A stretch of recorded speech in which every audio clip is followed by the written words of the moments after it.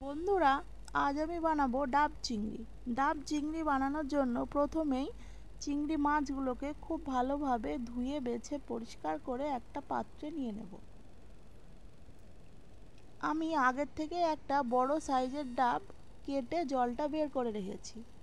এবার একটা চামচের সাহায্যে দোমালাইটা কুড়ে একটা পাত্রে নিয়ে নেব। ডাব চিংড়ির জন্য কিন্তু দোমালাই নারকেলটা অবশ্যই ব্যবহার করবেন। এবার একটা মশলা বানিয়ে নেব। 1 চামচ পোস্ত, 1 চামচ চালমগজ, কয়েকটা কাজু, স্বাদ মতো কাঁচা লঙ্কা আর দোমালাই নারকেলটা দিয়ে একটা মিহি পেস্ট বানিয়ে নেব।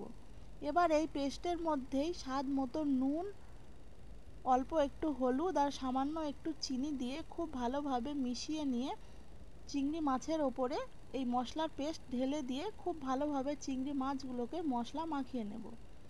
এবার 5 মিনিট রেখে দিয়ে ওপর থেকে খানিকটা সর্ষের তেল ছড়িয়ে খুব ভালোভাবে মিশিয়ে নিয়ে মাছগুলোকে একে একে ডাবের মধ্যে দিয়ে ওপর থেকে মশলাটা ঢেলে দেব। এবার আটা মেখে ডাবের ওপরে দিয়ে ওপরে একটা প্লেট দিয়ে খুব ভালোভাবে সিল করে গ্যাস জ্বালিয়ে ওপরে একটা স্ট্যান্ড দিয়ে ডাবটা গ্যাসের ওপর বসিয়ে দেব।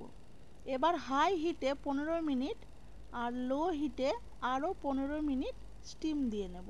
তারপর গ্যাস বন্ধ করে আরও 5 মিনিট রেখে দিয়ে নামিয়ে নেব। তাহলে রেডি হয়ে যাবে আমাদের দুর্দান্ত স্বাদের ডাব চিংড়ি।